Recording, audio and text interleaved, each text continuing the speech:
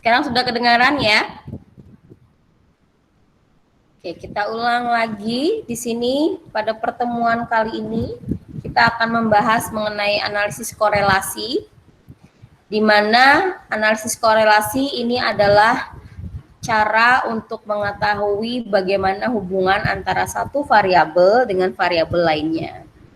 Nah, di sini ada pengertian dari korelasi itu sendiri, yaitu adalah sebuah istilah yang digunakan, istilah statistik yang digunakan untuk menyatakan derajat hubungan linier antara dua variabel atau lebih. Nah, hubungan antara dua variabel ini diartikan sebagai hubungan searah saja, jadi bukan berarti hubungan sebab akibat. Misalkan antara variabel X dan Y itu mempunyai menunjukkan suatu derajat hubungan, namun bukan berarti mereka bisa mengakibatkan sebab akibat. Jadi belum tentu ada hubungan sebab akibat antara dua variabel yang memiliki hubungan. Nah, di sini diberikan pengertian korelasi itu sendiri, yaitu sesuatu yang digunakan atau istilah yang digunakan untuk mengukur kekuatan hubungan antar variabel. Sedangkan analisis korelasi itu adalah cara untuk mengetahui ada atau tidaknya hubungan antar variabel tersebut. Nah, di sini ada dua variabel yang diperlukan dalam korelasi, yaitu yang pertama variabel bebas atau yang biasa disebut sebagai variabel independen. Nah, variabel bebas ini adalah variabel yang nilai-nilainya tidak tergantung pada variabel lainnya. Biasanya di sini disimbolkan dengan X. Sedangkan variabel yang kedua yaitu variabel terikat atau yang biasa disebut sebagai variabel dependen. Nah, variabel terikat ini adalah variabel yang nilai-nilainya bergantung pada variabel lainnya. Di sini yang disebut atau disimbolkan dengan Y. Ya. Jadi di sini baik variabel bebas maupun variabel terikat, jika mereka mempunyai hubungan antara satu sama lainnya, maka nantinya nilai X itu akan memberikan pengaruh terhadap nilai Y atau berhubungan seperti itu. Dan nilai Y itu akan bergantung terhadap nilai X. Jadi misalkan kalau nilai X-nya meningkat, maka cenderung akan diikuti oleh peningkatan variabel Y-nya. Nah, di sini tujuan dari analisis korelasi itu untuk mengetahui keeratan hubungan. Nah, keeratan hubungan ini yang akan dilihat adalah kuat atau lemahnya hubungan antara variabel bebas X tadi dengan variabel terikatnya Y, tanpa melihat dulu apakah dia linier maupun tidak linier.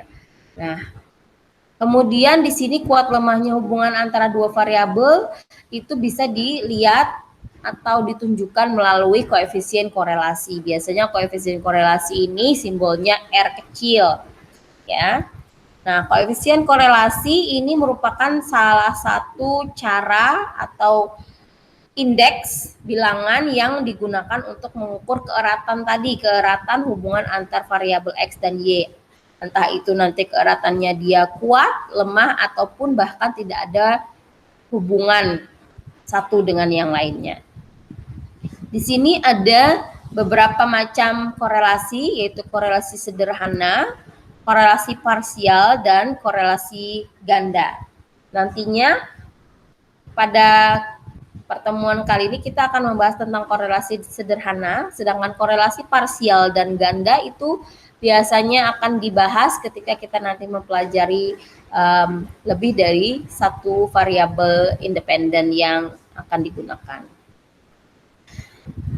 Nah, di sini korelasi linier sederhana itu adalah suatu analisis korelasi untuk mengetahui antar variabel X dan Y, di mana jumlah variabel X-nya itu ada satu dan variabel Y-nya juga ada satu, sehingga ini menyangkut antara dua variabel X dan Y. Jika nanti X-nya lebih dari satu, maka itu nanti akan berhubungan dengan korelasi berganda maupun parsial. Nah, di sini jenis korelasi yang nantinya akan kita lihat itu apakah korelasinya positif, bisa korelasi negatif maupun korelasi sempurna. Jadi ketika korelasi itu positif, itu adalah ketika korelasi antara dua variabel itu menunjukkan peningkatan di variabel X akan cenderung diikuti oleh peningkatan nilai di variabel Y-nya atau sebaliknya. Ya, ketika nilai X-nya menurun, maka cenderung akan diikuti oleh penurunan nilai Y. Nah, itu yang disebut sebagai korelasi positif. Nah, kalau korelasi negatif itu jika peningkatan variabel X cenderung akan diikuti oleh penurunan variabel Y. Jadi kayak seperti berkebalikan tren ya. Ataupun sebaliknya, peningkatan nilai X akan cenderung diikuti oleh peningkatan nilai Y-nya. Nah, kemudian korelasi sempurna di sini itu terjadi jika kenaikan atau penurunan variabel yang satu, yang X misalnya, itu berbanding dengan kenaikan atau penurunan variabel Y. Jadi ini hampir sama dengan korelasi positif maupun negatif, namun sempurna di sini istilahnya adalah dia berbanding sempurna dengan kenaikan atau penurunan salah satu variabel yang tadi variabel X-nya. Jadi kalau variabel X-nya naik sekian satuan, maka cenderung akan diikuti sempurna dengan kenaikan variabel Y-nya, ya. Nah, di sini tidak ada korelasi terjadi jika kedua variabel X dan Y itu tidak menunjukkan adanya hubungan, baik itu kenaikan yang satu diikuti dengan kenaikan yang lain ataupun sebaliknya, ya. Jadi tidak ada pola dalam pencarian datanya. Nah, di sini kita akan lebih mudah melihat pencarian data untuk menentukan pola hubungan antar variabel X dan Y. Di sini ada 8 contoh plot yang mana kita bisa secara visual melihat hubungan antara variabel X dan Y. Untuk plot A itu menggambarkan korelasi positif antara X dan Y. Hal ini kenapa? Karena ketika kenaikan nilai dari X itu akan diikuti oleh kenaikan nilai Y, cenderung diikuti oleh nilai Y. Kemudian plot B itu juga menunjukkan korelasi positif yang kuat, karena di sini pencarian data itu relatif lebih mengecil distribusinya dibandingkan yang di A, sehingga dia korelasi positifnya ini kuat, lebih kuat dibanding yang plot A. Kemudian yang plot C itu contoh korelasi positif yang sempurna. Artinya kenaikan nilai X itu cenderung diikuti oleh kenaikan Y, ya, yang sebanding. Jadi dia sempurna. Kemudian plot D ini merepresentasikan korelasi negatif antara X dan Y, di mana kenaikan nilai X itu cenderung akan diikuti penurunan nilai Y. Nah, kemudian yang plot E itu hampir sama dengan D, namun dia di sini hubungan korelasi negatifnya itu lebih kuat, karena pencarian datanya itu lebih istilahnya pencariannya lebih sempit, ya. Dan kemudian dikatakan dia korelasi negatif sempurna jika tadi kenaikan nilai X di sini berbanding terbalik dengan penurunan nilai Y yang proporsional dan sempurna, ya. Jadi ini C dan F ini adalah contoh korelasi positif sempurna dan korelasi negatif sempurna. Nah, ketika pencarian data itu tidak membentuk suatu pola menaik atau menurun seperti tadi yang digambarkan oleh 6 plot di atas itu, maka dia dikatakan tidak ada korelasi, tidak ada hubungan antara variabel X dan Y.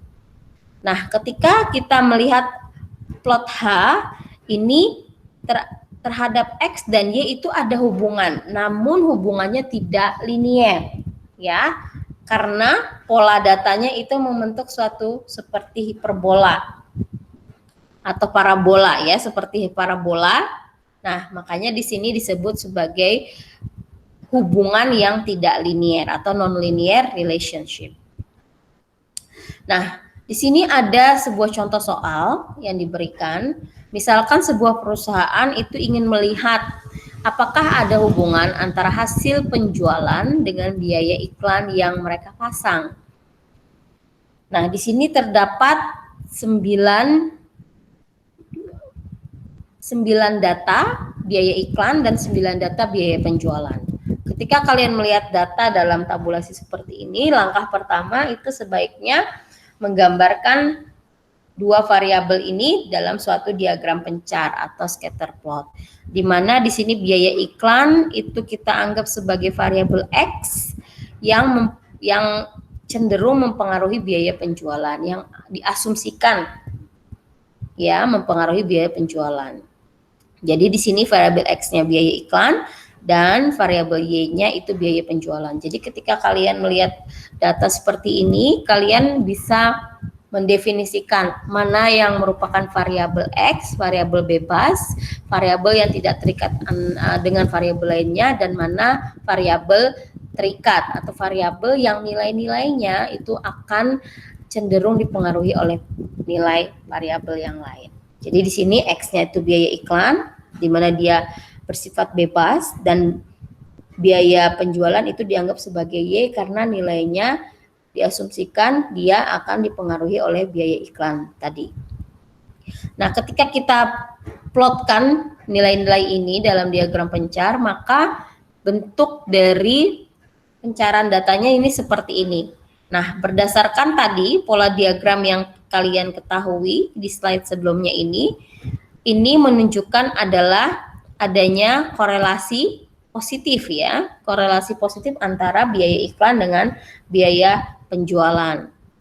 Sehingga kita bisa katakan dia korelasinya bernilai positif. Namun dia tidak sempurna karena ada beberapa titik yang tidak pas jatuh di garis lurus. Tuh.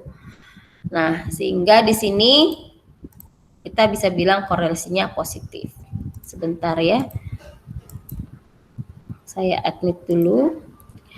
Kemudian, nah di sini nilai koefisien korelasi itu pada umumnya disimbolkan dengan nilai R, bisa R kecil atau kadang bisa dituliskan juga sebagai R besar. Jadi kalian jangan rancu ketika nanti bicara tentang software R, ya, sama-sama R juga. Jadi di sini koefisien korelasi itu dilambangkan dengan R.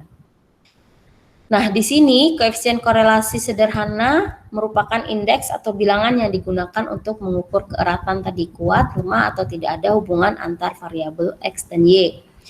Koefisien korelasi ini nilainya antara -1 dan +1. Kalau nilai R-nya bernilai positif, maka variabel-variabel berkorelasi positif.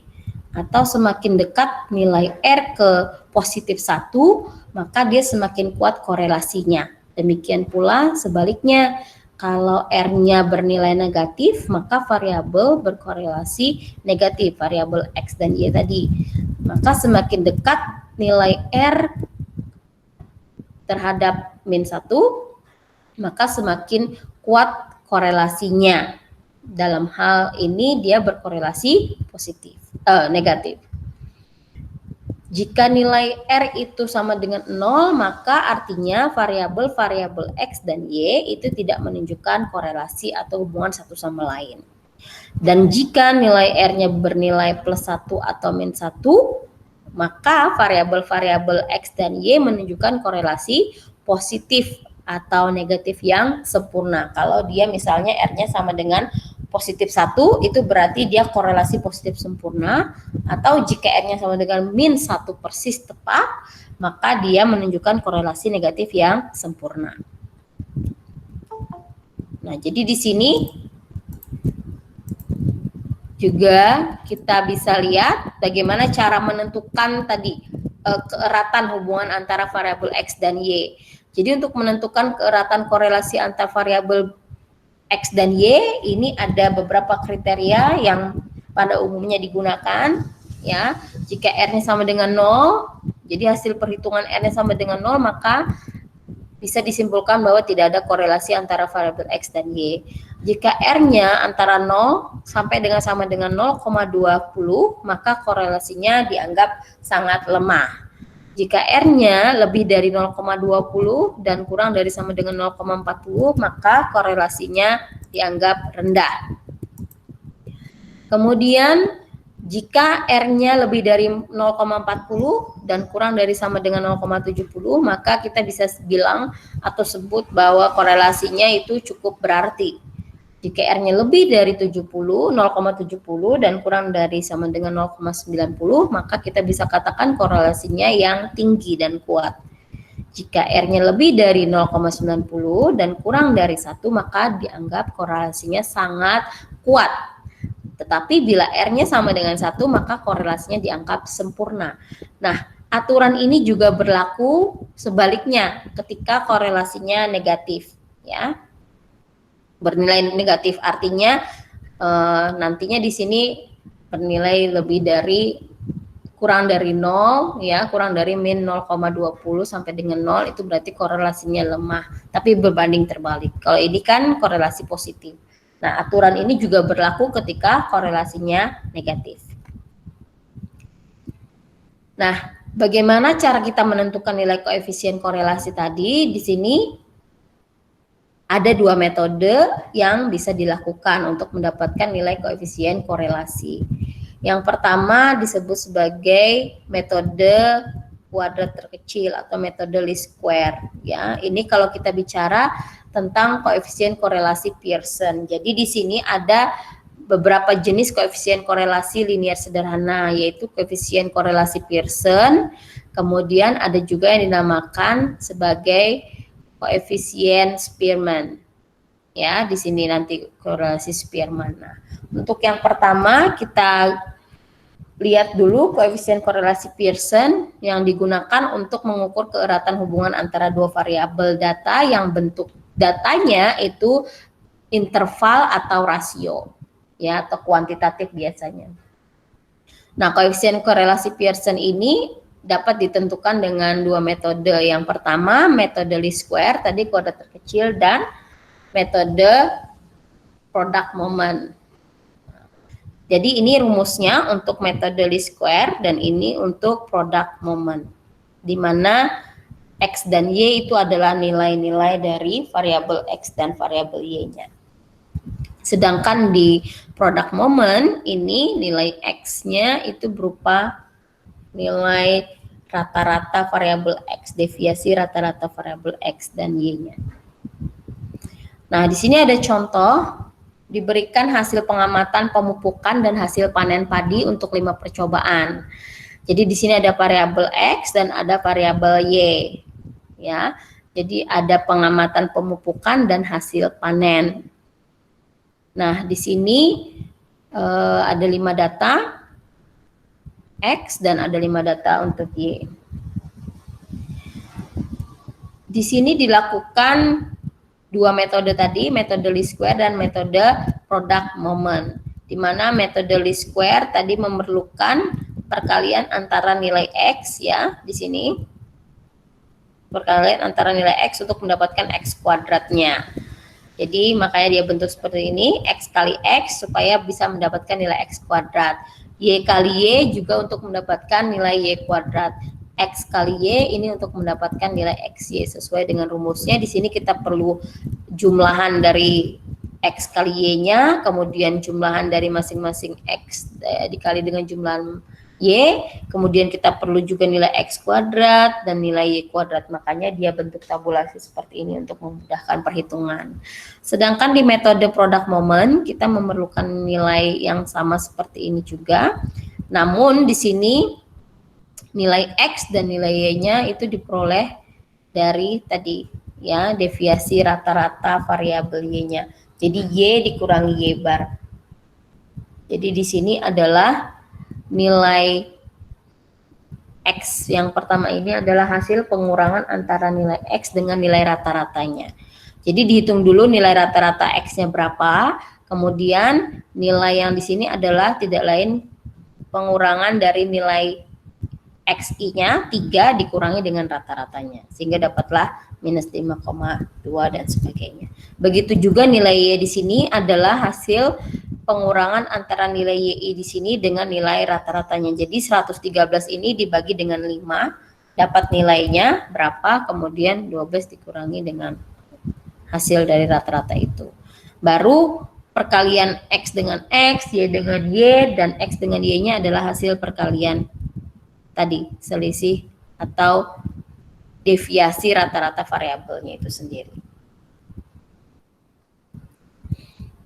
Nah, di sini hasil perhitungan tadi dimasukkan ke dalam rumus sehingga kita lihat bahwa hasil dari kedua metode ini sama, yaitu 0,91. Nanti kalian bisa coba sendiri ya di waktu luangnya untuk menghitung manual bagaimana nilai ini diperoleh. Begitu juga nilai-nilai di dalam tabel ini. Nah, ketika kita lihat bahwa nilai R-nya baik menggunakan metode least square maupun metode product moment itu 0,91. Kalian ketahui juga di sini 0,91 itu letaknya di sini ya antara R 0,90 dan 1, sehingga korelasinya ini kuat. Dan karena nilai koefisien korelasinya itu positif, dan kita lihat juga tadi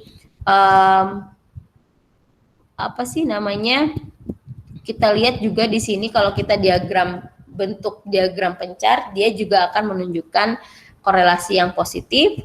Maka di sini kita bisa menyimpulkan bahwa jenis korelasinya adalah korelasi positif sangat kuat karena nilainya tadi antara 0,90 sampai dengan 1. Artinya terdapat hubungan yang sangat kuat dan positif antara pemupukan dan hasil panen padi. Jadi artinya atau interpretasinya adalah jika pemupukan bertambah, maka hasil panen pun akan sangat baik. Atau jika kita melakukan pemupukan dengan baik, maka hasil panennya pun akan sangat baik. Seperti itu. Nah, ini yang bisa disimpulkan dari contoh soal tadi. Kemudian di sini juga ada contoh yang kedua, di mana dia ingin menganalisis hubungan motivasi dengan kinerja guru. Nah, ini mungkin juga ada kaitannya dengan pendidikan di ranah pendidikan. Bagaimana kita melihat motivasi dengan kinerja guru. Di sini motivasi ditunjukkan dengan nilai 60, 70, 75 dan sebagainya. Ini ada sebanyak 12 data ya diberikan. Kemudian kinerja guru juga diukur dengan nilai yang ada ini 450, 475. Di sini kita tidak ketahui kinerja ini diukur berdasarkan apa dan motivasi diukur berdasarkan apa. Yang kita tahu kita cuma punya data 12 data motivasi dan 12 data kinerja. Pertanyaannya di sini adalah berapakah besar hubungan motivasi dengan kinerja dosen atau guru? Kemudian berapa besar sumbangan kontribusi motivasi dengan kinerja dosen. Dan kita buktikan juga apakah ada memang hubungan yang signifikan antara motivasi dan kinerja dosen itu sendiri. Nah, rumus ini tadi juga sama sih dengan rumus yang di atas, cuman dia lebih sederhanakan. Jadi di sini dia lebih menggunakan pengujian hipotesis. Ya, bahwa jadi langkah awal itu membuat hipotesis. Sama dengan yang kita lakukan di atas tadi. Ya, kita juga bisa membuat hipotesis. Hipotesis itu adalah asumsi awal. Apakah ada hubungan antara variabel X dan Y?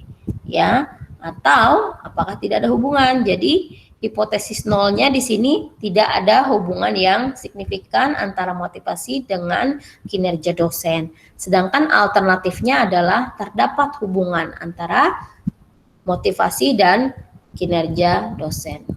Nah, langkah yang kedua, kita bisa tunjukkan hipotesis awal yang dalam bentuk bahasa dan kalimat ini menjadi dalam bentuk simbol statistik yaitu R.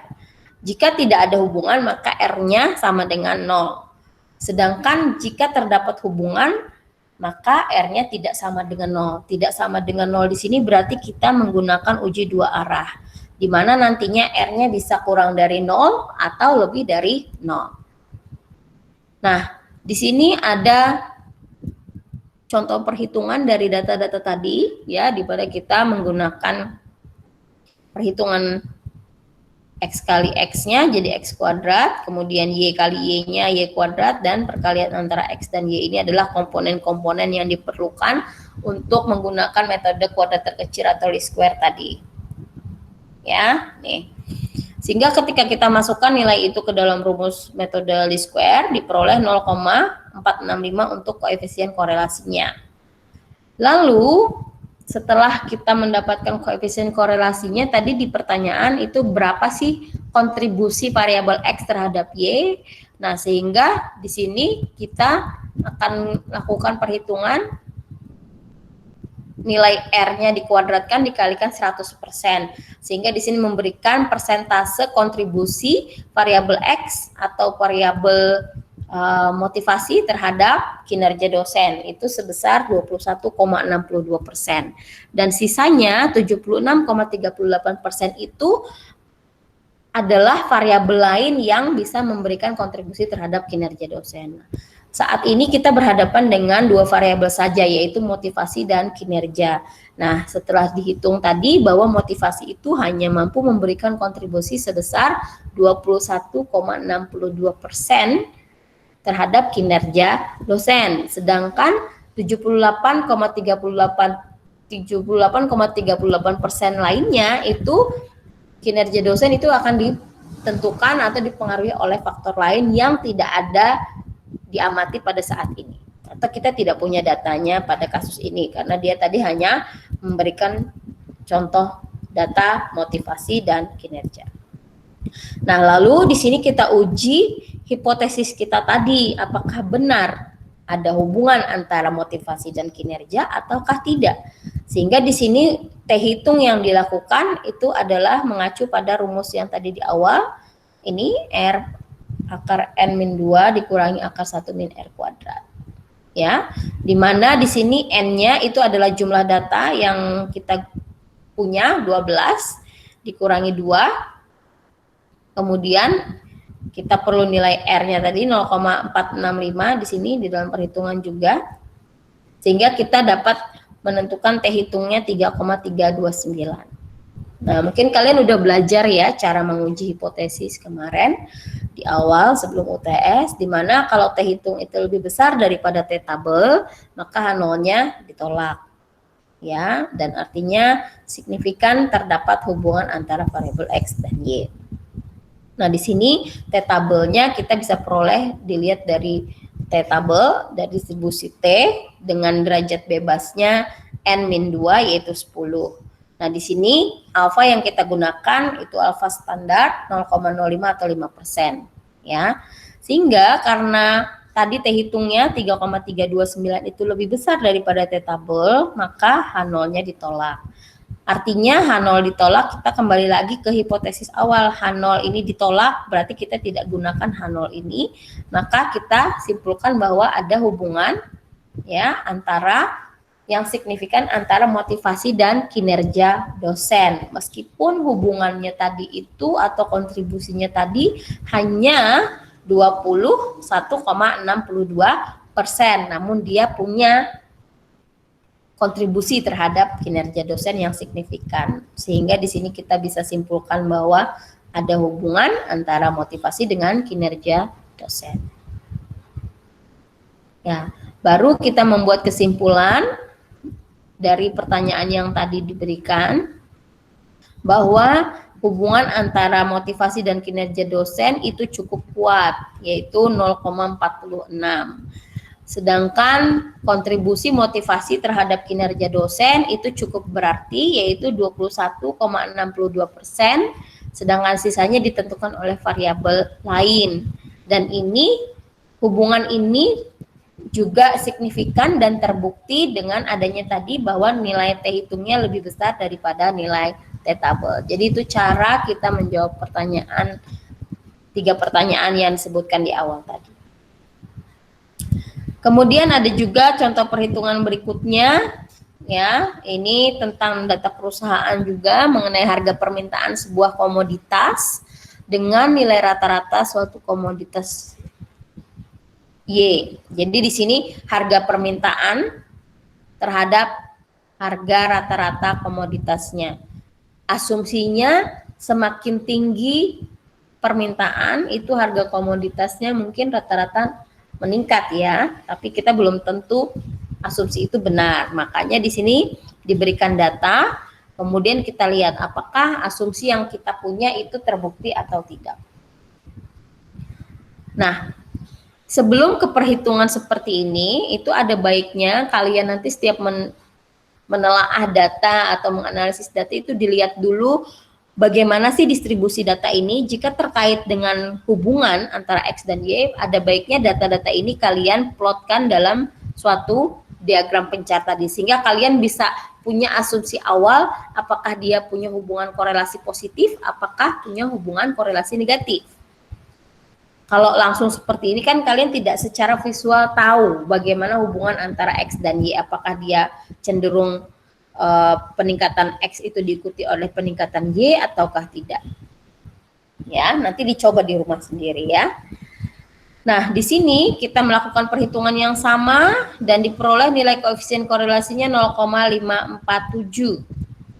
Ya, sehingga kita bisa simpulkan bahwa terdapat hubungan antara X dan Y. Hubungannya di sini bernilai positif, berarti terdapat hubungan yang positif antara X dan Y. Karena nilainya 0,54, maka tadi kategorinya kuat apa lemah. Kita lihat di sini, karena dia antara 0,4 dan 0,7, maka korelasinya bisa disimpulkan cukup berarti ya. Karena nilainya 0,54. Cukup berarti di sini. Sampai di sini untuk perhitungan yang menggunakan korelasi Pearson. Ada yang ditanyakan?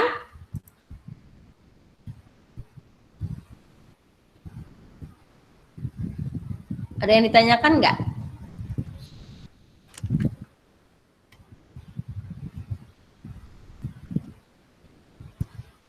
Bisa dimengerti? Bisa dimengerti, Bu. Bisa ya? Bisa diikuti dulu ya? Oke. Kalau ada yang ditanyakan, silakan ditanyakan dulu sebelum saya lanjutkan. Tapi kalau bisa paham, alhamdulillah. Bisa ya? Oke. Sekarang saya lanjutkan dengan yang uji korelasi Spearman. Jadi di sini ada jenis uji lain yang pastinya sama sih untuk mengetahui apakah ada hubungan antara dua variabel tadi ya. Cuman di sini beda tekniknya saja. Nah, kalau tadi uji korelasi Pearson itu relatif terkait dengan data interval atau rasio atau yang bersifat kuantitatif, maka di sini uji korelasi Spearman itu ditujukan untuk data yang sifatnya non parametrik. Artinya di sini digunakan sebagai alternatif dari Pearson tadi. Ya.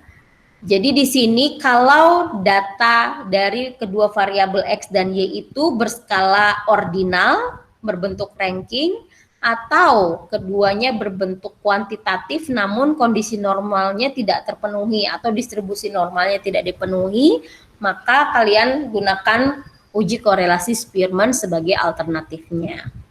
Ya. Jadi di sini formula uji korelasi Spearman diberikan seperti formula ini, 1 min sigma 6 kali sigma DI kuadrat per N pangkat 3 dikurangi N. Jadi di sini N-nya adalah banyak observasi dan DI itu adalah perbedaan antara kedua ranking. Jadi karena datanya itu sifatnya kualitatif, bisa ordinal ranking ataupun nominal, maka dia dirankingkan berdasarkan nilai terkecil ke terbesar, biasanya seperti itu. Nah, di sini ada cara pembuatan ranking itu dimulai dari nilai terkecil atau nilai terbesar, tergantung permasalahannya seperti apa. Bila ada data yang nilainya sama, maka pembuatan rankingnya didasarkan pada nilai rata-rata dari ranking-ranking data tersebut. Jadi apabila proporsi angka yang sama tidak besar, maka formula di atas masih bisa digunakan. Namun apabila proporsi angka yang sama cukup besar, maka digunakan suatu faktor koreksi. Nah, faktor koreksi ini formulanya seperti di bawah ini.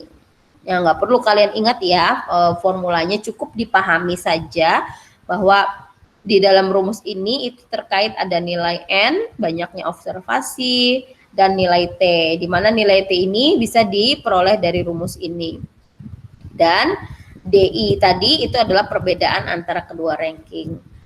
T ini juga disebutkan adalah banyaknya observasi yang berangka sama pada suatu ranking tertentu.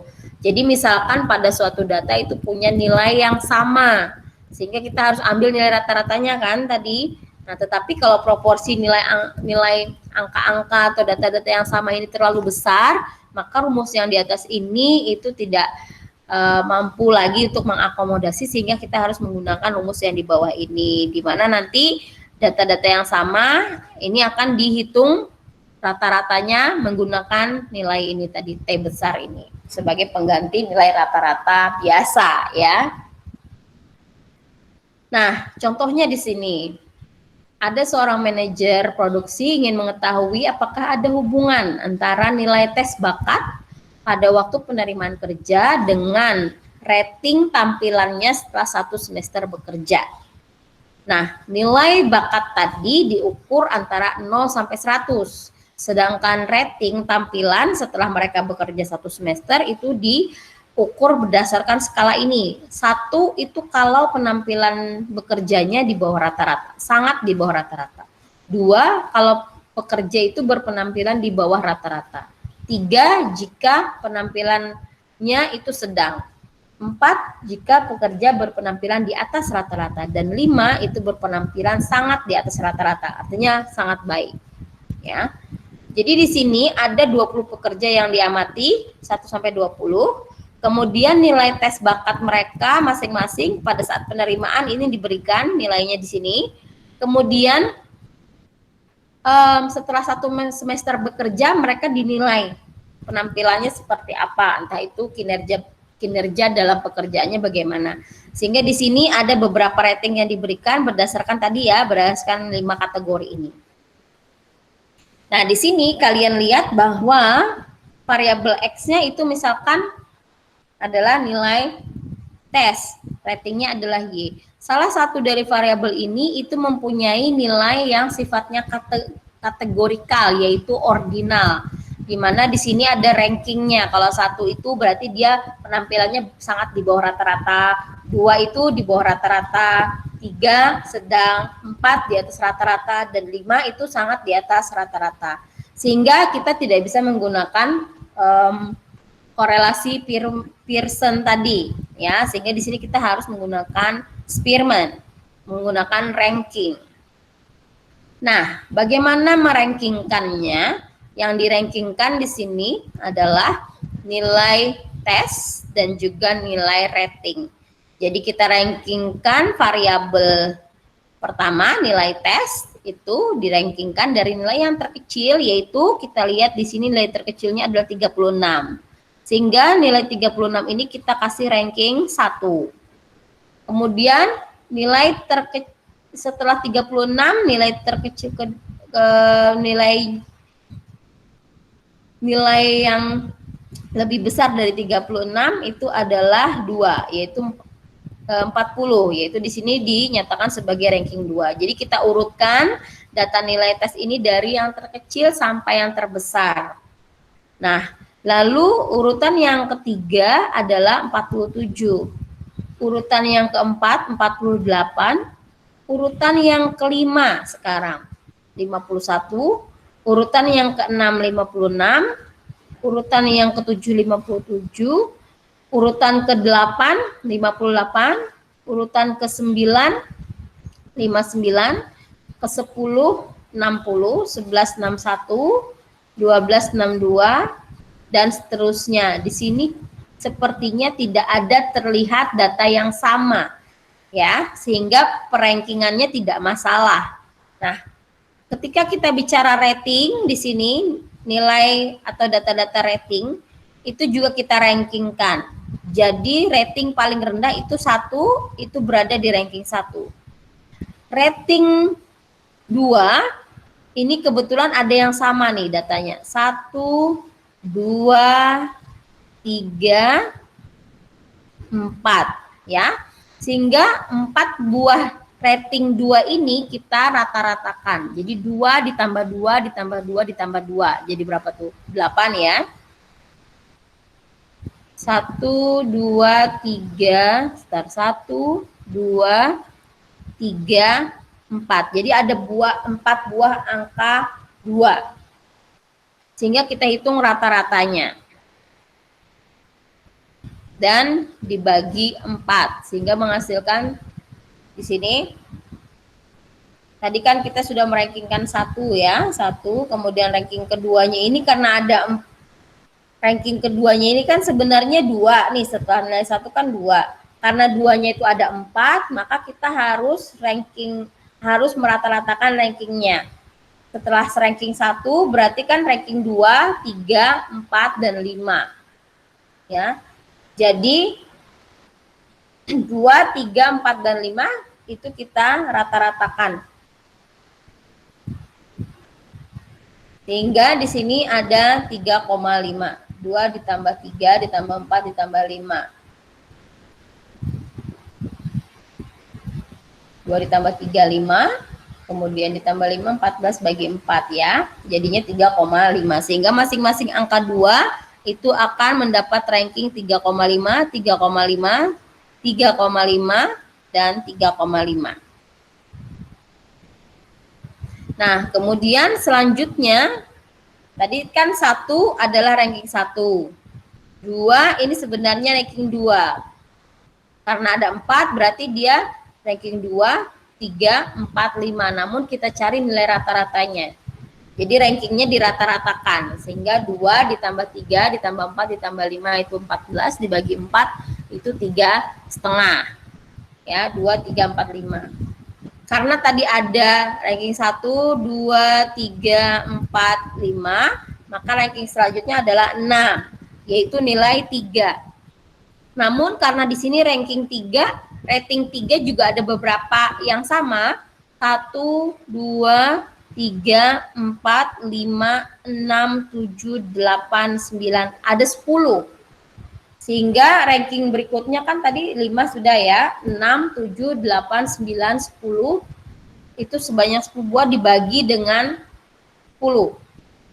Jadi 6, ranking 6, 7, 8, 9, 10, 11, 12, 13, 14, 15, itu ditambahkan dibagi dengan 10. Hasilnya 10,5. Sehingga di setiap rating 3, rankingnya adalah 10,5.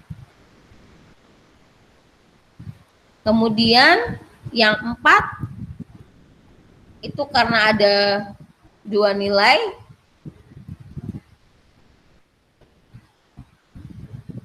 ya, dan nilai rata-rata juga dirata-ratakan, tapi kebetulan karena nilai rata-ratanya 17 genap, makanya ini juga yang satunya 17. Dan seterusnya itu yaitu rating 5, ini karena ada 1, 2. Ada 2 buah angka 5, makanya dia juga dirata-ratakan. Jadi ranking rata-ratanya adalah 19,5. Sehingga di sini kita peroleh sudah perankingan untuk B, sehingga kita bisa gunakan beda nilai rankingnya, DI-nya adalah ranking A dikurangi ranking B. Ya, per nilainya. Jadi 9 dikurangi 10,5, ini min 1,5. Kemudian 3 dikurangi 3,5, min 0,5, sampai seterusnya. Baru dikuadratkan masing-masing selisih antara ranking A dan B tadi. Sehingga diperoleh di sini totalnya. Lalu total dari kuadrat nilai beda antara ranking A dan B itu dimasukkan ke dalam rumus. ya. Yang tadi di atas tadi rumusnya ini RS dan diperoleh nilai 0,4203. Nah, jika kita menggunakan faktor koreksi karena tidak ada nilai yang sama pada variabel nilai tes, sedangkan untuk variabel rating itu T2-nya 90. Karena nilai 2 ada 4, nilai 3-nya tadi ada 10, nilai 4-nya ada 3, nilai 5-nya ada 2. Sehingga RS-nya adalah bisa dihitung dengan nilai atau formula yang kedua tadi ya. Formula kedua tadi jika angka atau data observasi yang sama itu cukup banyak. Ya, di sini ada angka 3 yang sama, angka 2 yang sama, angka 3 yang sama, angka 4 yang sama, dan angka 5 yang sama. Sehingga kita bisa hitung dengan formula yang kedua. Dengan catatan di sini tidak ada nilai yang sama pada variabel pertama, yaitu nilai tes. Sehingga sigma T1-nya itu 0. Diperoleh nilainya 0,3792. Jadi ada sedikit selisih di sini ya, ada perbedaan kalau kita menggunakan rumus yang pertama dengan rumus yang kedua. Namun perbedaan ini tidak terlalu jauh karena ini kalau kita bulatkan itu 0,4 juga dan di sini juga 0,4. Nah, untuk menguji hipotesisnya kita tentukan hipotesis nolnya itu rho sama dengan 0 dan H alternatifnya rho tidak sama dengan 0. Jadi di sini koefisien korelasi untuk populasi itu biasanya dilambangkan dengan rho. Rho ya, rho seperti P ya, itu lambangnya. Namun karena kita menggunakan nilai sampel, maka biasanya kita menggunakan R. Nah, di sini untuk menguji hipotesis ini karena sampelnya kurang dari 30 atau sampel kecil, maka kita akan menggunakan tabel koefisien korelasi Spearman. Nah, di situ nanti kita lihat nilai tabelnya berapa dan dibandingkan dengan nilai hitung. Ya, tapi kalau nilai sampelnya itu atau ukuran sampelnya besar lebih dari 30, maka kita bisa menggunakan pendekatan distribusi normal dengan rumus seperti ini. Aturannya sama, tolak H0 jika nilai Z hitungnya kurang dari Z tabel. Nah, di sini ada ketentuan untuk analisis Spearman hampir sama dengan yang tadi Pearson ya, ada hubungan yang sangat lemah. Kalau udah 50% ke atas atau 0,50 ke atas itu hubungannya sudah relatif kuat.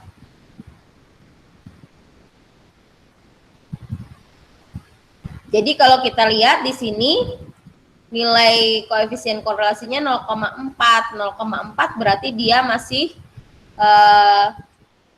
bisa dikatakan dia cukup atau masih bisa bilang lemah karena dia belum mencapai 50% ya.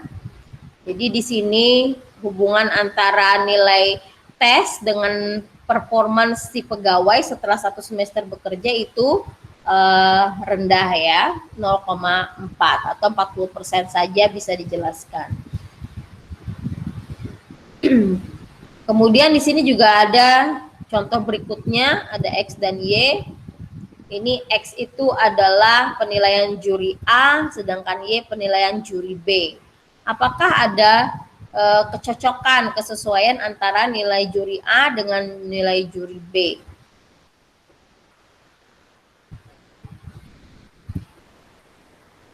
Kemudian di sini juga dia ingin melihat apakah ada hubungan antara penilaian juri A dan B. Kemudian apakah ada kecocokan nilai antara juri A dan B. Kemudian di sini juga ingin diketahui jika nilai X itu sebagai jumlah nilai genap dan Y jumlah nilai ganjil, apakah alat pengumpul data tersebut reliable. Jadi analisis korelasi ini juga biasanya digunakan dalam uji reliabilitas sebuah pengumpulan data atau kuesioner yang mungkin nantinya kalian juga akan lakukan di penelitian akhir. Jadi ini salah satu cara untuk menguji reliabilitas juga ya. Nah, jadi di sini hipotesisnya sama seperti tadi. H0-nya menyatakan tidak terdapat hubungan antara X dan Y, sedangkan alternatifnya menyatakan adanya sebuah hubungan. Cara pengerjaannya juga di sini dia anggap nilai positif dan negatif ya sebagai data di X dan Y. Bisa dibilang ini X, ini Y. Kemudian dihitung nilai ranknya, nilai rankingnya masing-masing A dan B. Kemudian dihitung beda nilai ranknya antara rank A dan rank B. Dihitung kuadrat bedanya dan dimasukkan ke dalam samaan.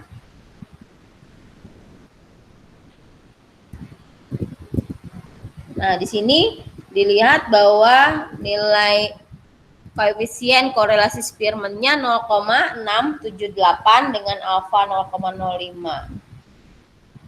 Dan karena nilai koefisiennya tadi 0,6, bisa kita simpulkan bahwa ada hubungan yang lumayan kuat ya atau cukup kuat antara nilai yang diberikan oleh juri A dengan nilai yang diberikan oleh juri B.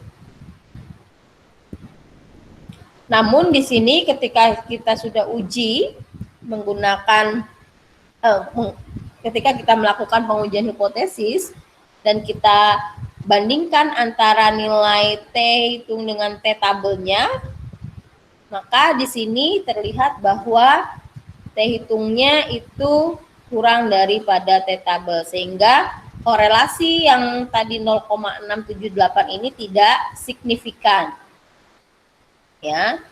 Nah, berarti kesimpulannya adalah hubungan antara variabel X dan Y itu memang positif atau cukup kuat 0,6. Namun tidak signifikan atau tidak penting atau tidak berarti. Ya. Kemudian di sini juga kalau kita mau menentukan apakah alat pengumpul data tersebut tadi itu reliable atau tidak. Di sini kita hitung ya. Nilai reliability-nya di sini jawaban nomor 2 langkah-langkahnya sama dengan istilah uji kesesuaian signifikan. Sehingga kalau dimasukkan 2 dikali nilai R-nya tadi, koefisien korelasinya dibagi dengan 1 ditambah 0,687 yaitu 0,814. Nah, 0,814 ini terletak antara T tabelnya Spearman. Ya. Karena di sini T hitungnya lebih kecil daripada T tabel, maka dianggap alat pengumpul data yang digunakan untuk mendapatkan tadi nilai juri A dan B itu tidak reliable. Jadi kalau kalian nanti penelitiannya itu mengumpulkan data menggunakan suatu alat pengumpul data tertentu untuk mengumpulkan respon dari beberapa responden, dan ketika kalian ditanya untuk menguji validitas dari alat pengumpul data itu, maka kalian bisa menggunakan contoh seperti ini atau bisa menggunakan korelasi Spearman untuk mengukur apakah alat pengumpulan data yang kalian gunakan itu valid atau reliable untuk mendapatkan respon dari beberapa objek yang kalian akan lakukan atau akan kalian gunakan dalam penelitian. Nah, di sini juga ada contoh penyelesaian lain ya, nanti kalian baca tentang kualitas produk dengan kepuasan konsumen. Nah, di sini juga diberikan beberapa kode atau kategori terhadap data-data kualitas produk. Itu ada yang sangat tidak berkualitas, diberi nilai 1 atau dalam kurung STB, berkualitas, cukup berkualitas, sangat berkualitas. Sedangkan kepuasan konsumen pun begitu. Diberikan suatu kategori nilai, sangat tidak puas, cukup puas, puas, sangat puas.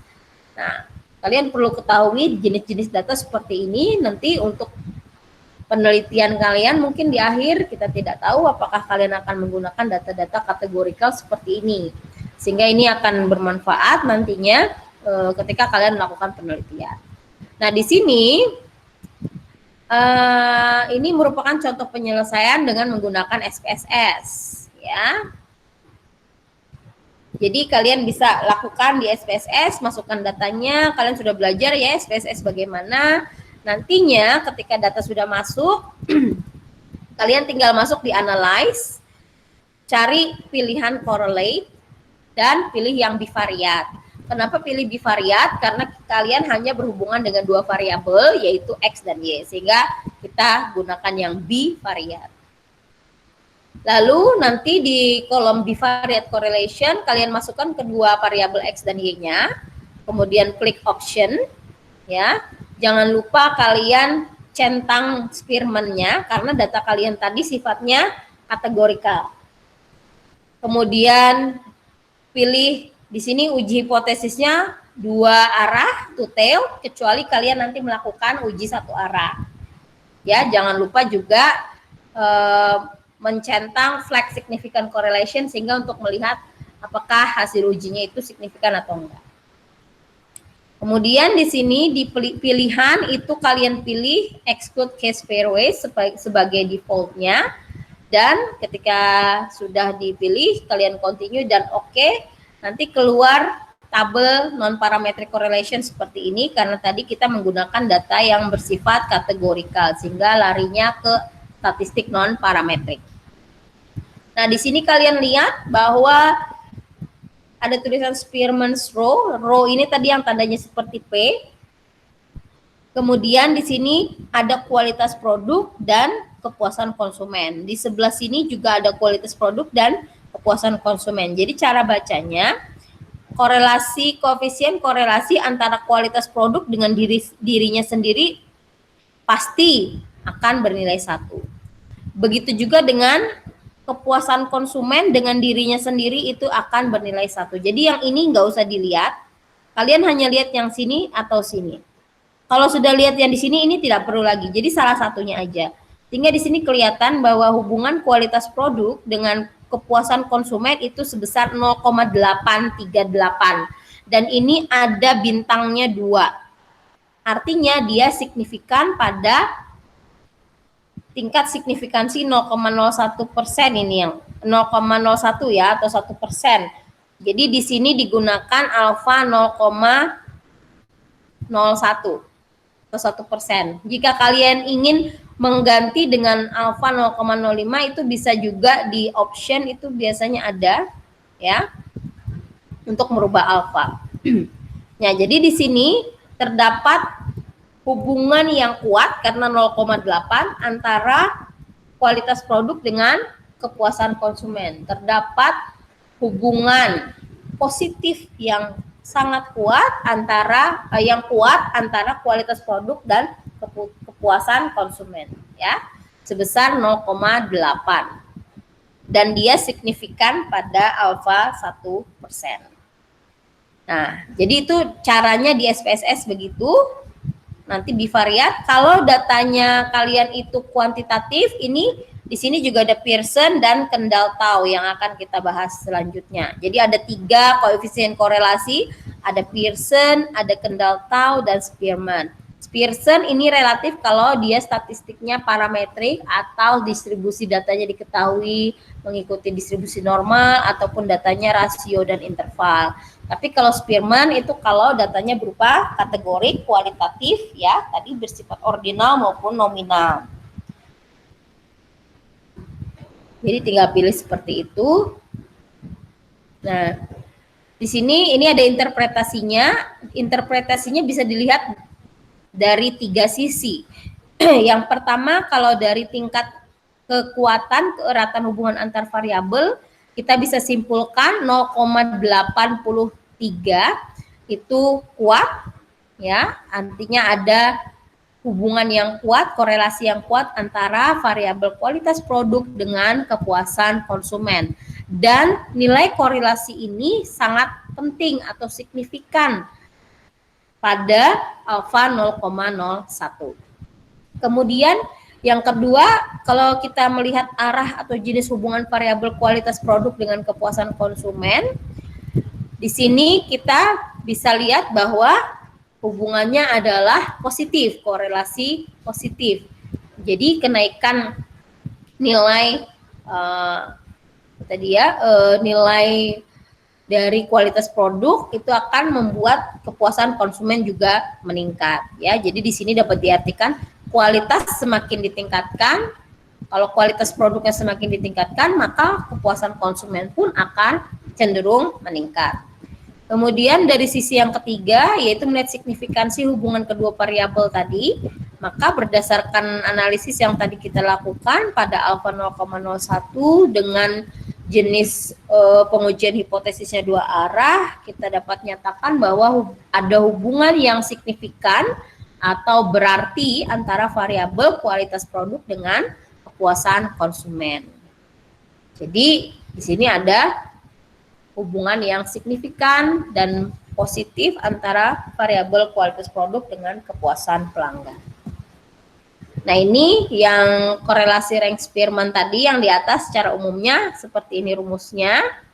Ya, nanti kalian bisa coba ini data-data ini sendiri, tentukan nilai koefisien korelasinya, kemudian jenis korelasinya seperti apa. Ini sama dengan korelasi Spearman tadi. Jadi dirankingkan dulu nanti nilai matematikanya, dirankingkan nilai statistiknya, dihitung, dicari nilai beda antara ranking matematik dan statistiknya, kemudian dicari kuadrat dari selisih kedua ranking tadi, ya, baru kalian lakukan atau hitung rumus koefisien korelasi rank Spearman-nya. Ini ya, seperti ini sudah ada, tapi nanti dilanjutkan sendiri. Nah, jenis koefisien korelasi yang ketiga yaitu yang tadi di SPSS ada muncul kendal tau kendal, ini rumusnya. Jadi di sini itu juga dilakukan ya pengembangan dari koefisien rank Spearman yang disimulkan dengan tau. Jadi ini perluasan dari yang Spearman tadi. Jadi koefisien korelasi ini digunakan pada pasangan variabel atau data X dan Y yang dalam hal ketidaksesuaian rank, yaitu mengukur ketidakteraturan. Jadi kalau ada di sini variabel yang mungkin banyak ketidakteraturannya di dalam penyelesaiannya. Nah, di sini nanti bisa dicoba menentukannya hampir sama dengan Spearman, ya. Tapi di sini caranya nilai pengamatan dari variabel yang diukur tadi diberi ranking dari yang terbesar sampai terkecil. Ya, jadi ini kebalikannya, kalau tadi Spearman dari yang kecil ke besar. Kalau sekarang yang rank kendal itu diberi ranking dari yang terbesar dulu sampai dengan terkecil. Jadi kebalikannya dari Spearman. Kalau rankingnya sama, maka akan dilakukan atau diambil rata-ratanya, ya. Jadi di sini sifat pengurutannya dari yang besar sampai yang kecil. Kalian lakukan langkah-langkah ini nanti menggunakan rumusnya, ya, bisa dilakukan. Nih, ini rumus rank kendal, koefisien korelasi rank kendalnya menggunakan ini dengan S-nya itu di sini adalah nilai kondensinya. Nah, dan nilai N-nya adalah banyaknya data yang digunakan, observasi yang digunakan. Nanti baru kalian tentukan koefisien korelasinya. Atau dengan SPSS, kalian bisa lakukan tadi di sini ya. Jadi kalau kalian mau melakukan kendal tau, klik yang di sini atau cek yang di sini. Sehingga kalian bisa cek nanti hasil perhitungan manualnya benar atau tidak. Ya. Nah, ini juga ada yang namanya koefisien korelasi bersyarat. Tapi ini ketika nanti kalian berhubungan dengan tabel kontingensi seperti ini. Ini juga berhubungan data yang sifatnya count atau hasil hitungan. Jadi kesimpulannya bahwa korelasi itu adalah hubungan antara dua kebijakan, dua kejadian, di mana kejadian yang satu itu mempengaruhi eksistensi kejadian yang lain.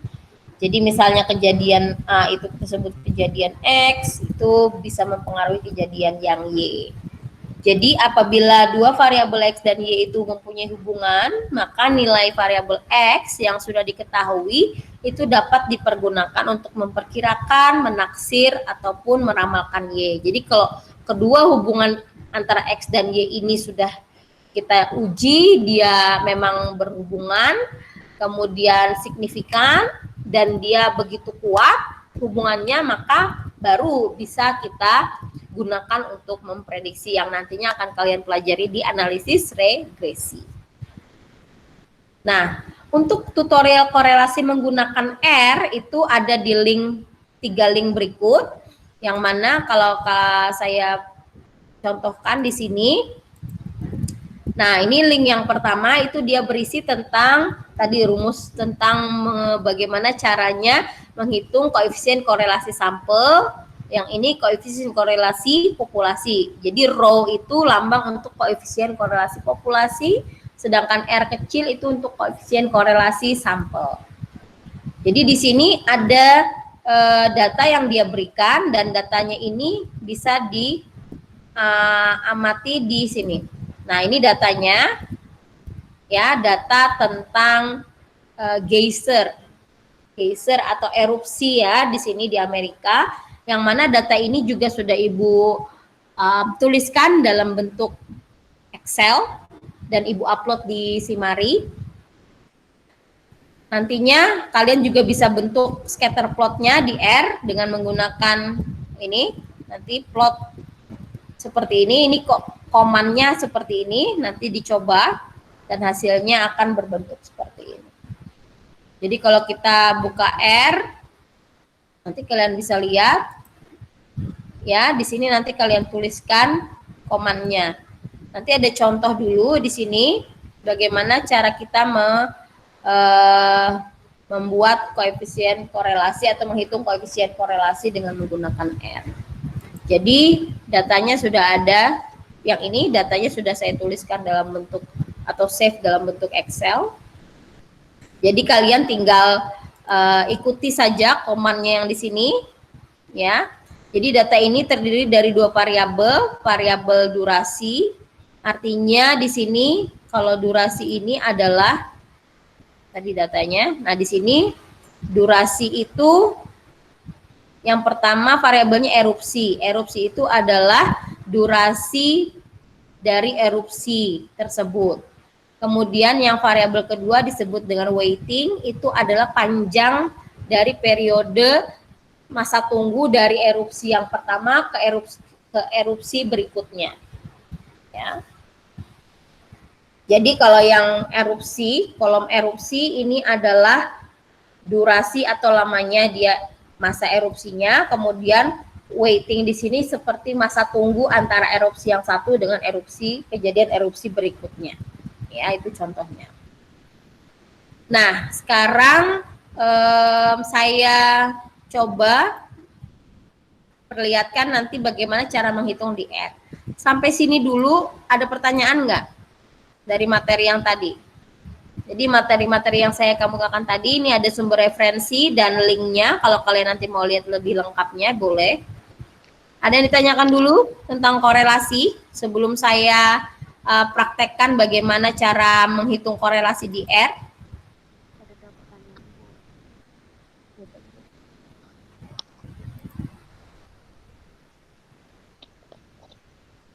Ada yang ditanyakan? Ada, Bu. Belum ada? Tidak ada pertanyaan. Ada yang ditanyakan nggak? Belum, bukan. Ada. Kada, Bu. Oh, nggak ada. Ya udah. Oke. Saya lanjutkan ke ini ya, ke R-nya. Bisa dilihat ya? Oke, bisa, Bu. Bisa dilihat. Nah, di Simari saya sudah masukkan 2 data. Kalau kalian lihat di sini ada data set 1, 2, 3 ya. Jadi ada contoh perhitungan, kemudian ada ini contoh perhitungan koefisien korelasi, ini data yang tadi erupsi tadi. Kemudian data set 2 ini data tentang wine yang bentuknya dalam CSV dan XLS. Saya cobakan data set 2 dulu ya di R. Jadi dataset 2 ini kalian bisa lihat linknya nanti di tutorialnya di link YouTube yang saya posting di sini nih. Oh, sorry, yang ini ya. link YouTube yang pertama itu mengenai data wine, di mana nanti kalian sudah bisa lihat caranya memasukkan data dan menggunakan uji korelasi di sini untuk menghasilkan koefisien korelasi Pearson. Jadi saya uji cobakan di sini. Saya beri nama dulu R script-nya dengan nama R script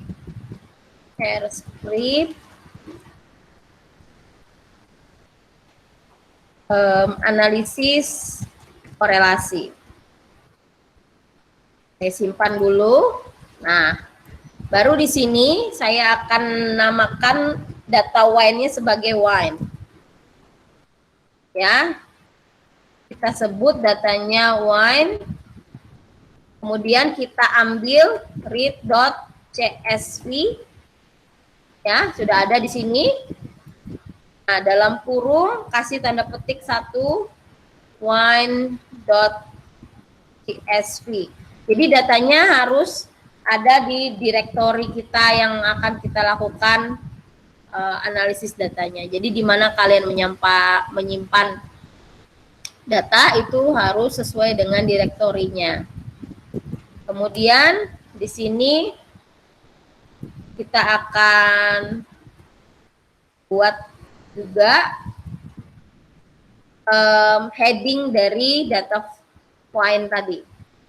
Nah, sehingga kita run, ketika kita run maka akan tampil data dari wine itu sebenarnya ada 178 data. Tapi di sini saya ambil 6 dari 178 sehingga hasilnya akan sedikit berbeda dengan apa yang ada nantinya di tampilan link YouTube yang saya berikan. Jadi di sini kita ingin melihat korelasi dari misalnya flavin dan fenol. Apakah terdapat korelasi antara flavin dan fenol dalam pembuatan wine? Misalnya seperti itu, sehingga kita bisa menggunakan or.test, ya. Ini command yang digunakan untuk menguji korelasi antara variabel X dan Y. Jadi kalian ketika menulis command itu kalian juga bisa memberikan penjelasan menggunakan tanda nomor seperti itu, tanda strip, ya. Kalian jelaskan di sini adalah ini command untuk misalnya mengimport atau memasukkan data ke R. Misalnya gitu. Kemudian ini command untuk,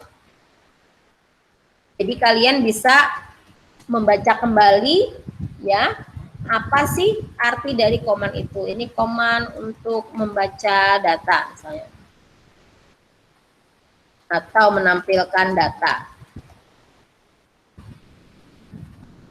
Sehingga datanya terlihat seperti ini ya, dengan mengikuti head-nya. Kemudian core.test ini adalah command yang digunakan untuk menghitung koefisien korelasi.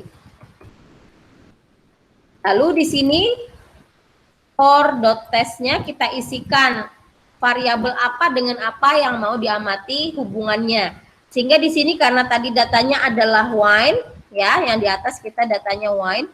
Data wine ini kan punya 4 variabel, 1, 2, 3, 4. Dan 5 dengan kultivarnya.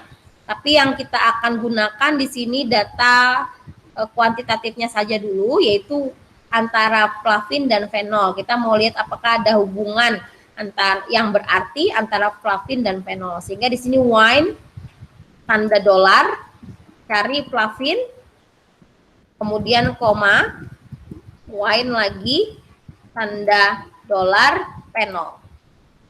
Ya, kemudian di akhir kita put kursor di sini dan kita run.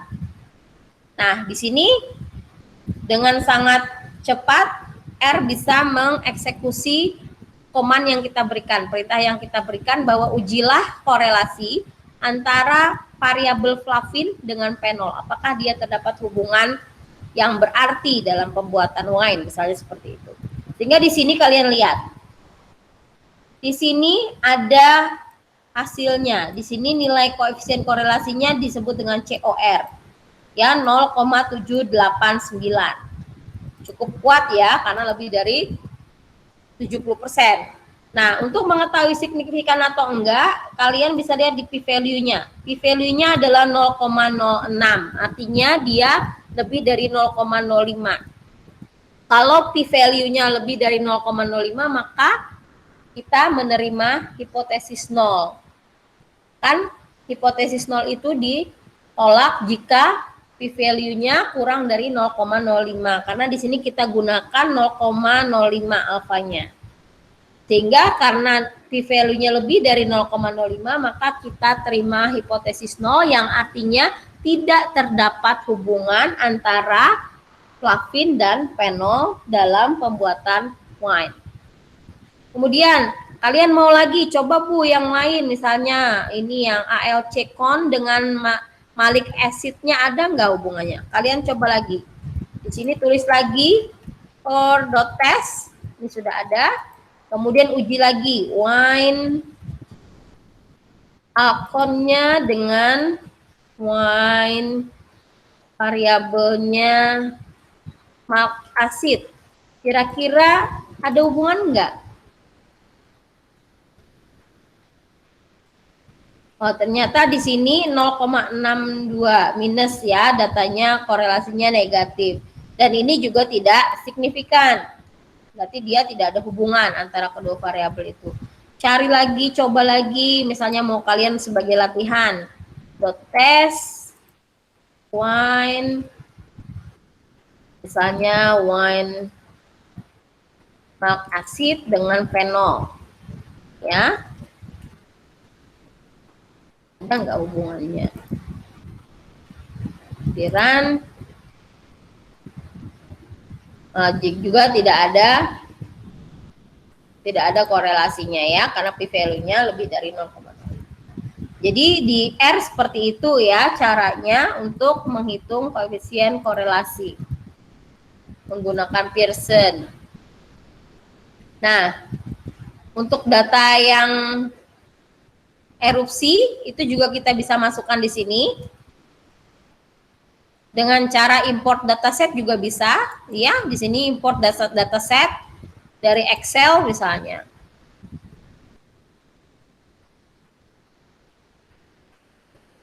Kita browse datanya di sini, contoh perhitungan koefisien korelasi. Kemudian import. Nah, datanya seperti ini. Import data. Ya. Ini contoh command-nya ada di sini. Jadi kalau kalian mau tulis di script juga bisa. Library-nya harus dibuka dulu yang read LXL-nya untuk bisa membaca data dari Excel. Ini command-nya ada di sini tadi, karena kita langsung pakai import dataset di sini. Kalian juga bisa ya from Excel. Jadi tanpa menuliskan command, kalian bisa import dataset dari Excel. Atau juga bisa dituliskan command-nya dengan cara membuka package read Excel dulu untuk bisa membaca data dari Excel. Ya, baru di sini ada sudah command-nya. Agar tidak hilang command-nya, kalian bisa copy dan paste ke sini. Nah. Ya.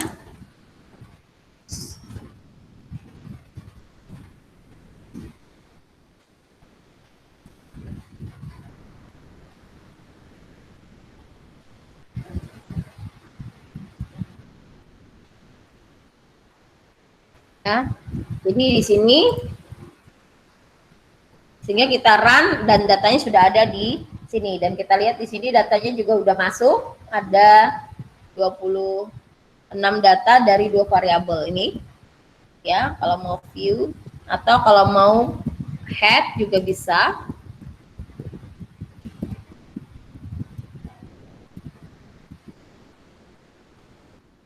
head dari datanya, namanya contoh. Kalau tidak mau kepanjangan namanya kalian bisa singkat, misalnya X atau A ya.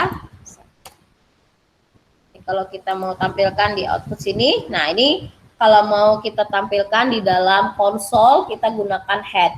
Tapi kalau kita mau tampilkan dia sebagai tabel seperti ini, kita bisa bilang view, contoh perhitungan. Nah, dari sini juga kita bisa hitung korelasi dari data contoh perhitungan ini. Variabelnya itu kita sebutkan eruption dengan nama datanya dengan variabel weighting. Jadi apakah terdapat korelasi antara masa erupsinya dengan lamanya kejadian erupsi yang satu dengan yang lainnya. Ini kita bisa run.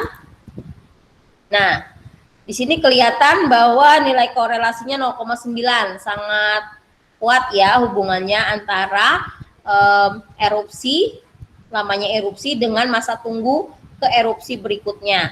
Dan dia signifikan karena p-value-nya kurang dari 0,05. Nah, jadi di sini bisa dengan cepat dihitung oleh R untuk koefisien korelasi.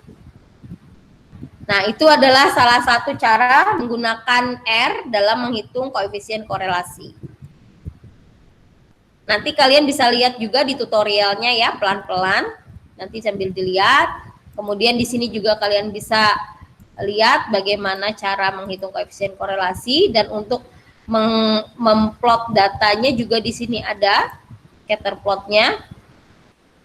Kalau kalian mau ini, kita bisa bikin plot ini. Ini command-nya ada di sini. Bisa dicobakan di sini nanti. Paste.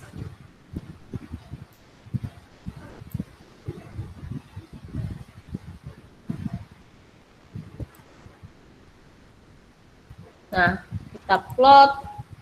Oh, sorry. Salah di sini namanya plot duration weighting eruption. Kita tadi pakai istilah eruption.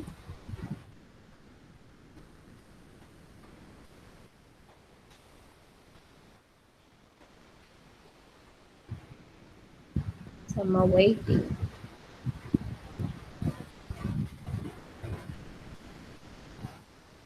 Kodenya ini contoh.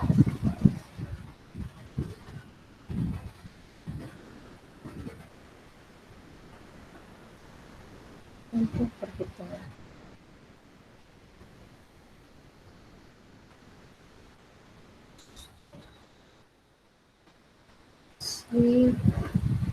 Eruption. Hubungan koefisien korelasi dari weighting.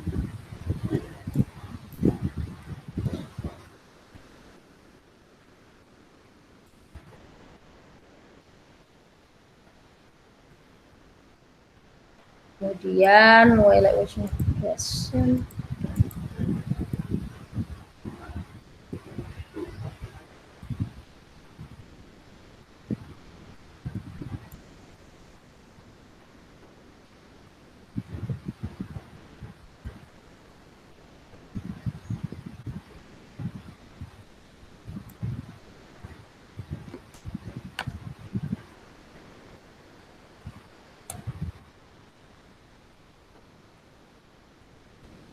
Nah, ini plotnya ya, bisa kalian scatter plot. Kalau kalian mau misalkan melihat datanya bagaimana sebarannya, ini memang dia membentuk pola sebaran positif ya, artinya waktu erupsi itu cenderung mempengaruhi terhadap waktu tunggunya. Jadi erupsi dari satu erupsi ke erupsi berikutnya itu mempunyai hubungan dengan masa erupsi dari larva tersebut. Jadi bisa digunakan command plot, kemudian X-nya apa dan Y-nya apa. Kalau ini erupsi sebagai X dan waiting-nya sebagai Y. Ya, jadi di sini kalian juga bisa buat plotnya. Dengan menggunakan R commander pun juga bisa nantinya, tinggal kalian panggil dulu R commandernya, ya, baru kalian bisa aplikasikan atau kalian gunakan. Sampai sini ada yang tanya?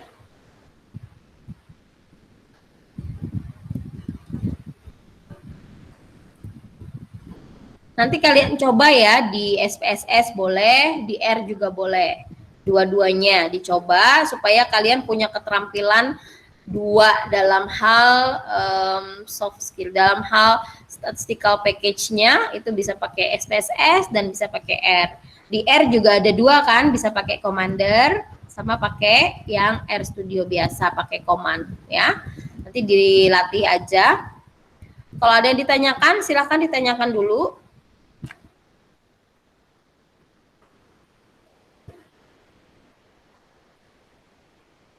Ada yang ditanyakan? Oke. Kalau tidak ada yang ditanyakan, nanti silahkan dibaca materi lengkapnya di buku Welpol ya. Kemudian kalian ada tugas mandiri 2 yang nanti dikumpulkan. Jadi dihitung manual dulu, baru nanti dikerjakan secara komputasi dengan menggunakan SPSS maupun R sebagai latihan buat kalian. Ya. Oke, kalau begitu terima kasih atas kehadirannya dan partisipasinya. Mohon maaf apabila ada salah. Akhir kata, selamat berakhir pekan. Jangan lupa beristirahat dulu ya. Sampai ketemu minggu depan. Salah hilap mohon maaf. Assalamualaikum warahmatullahi wabarakatuh. Waalaikumsalam Waalaikumsalam warahmatullahi wabarakatuh.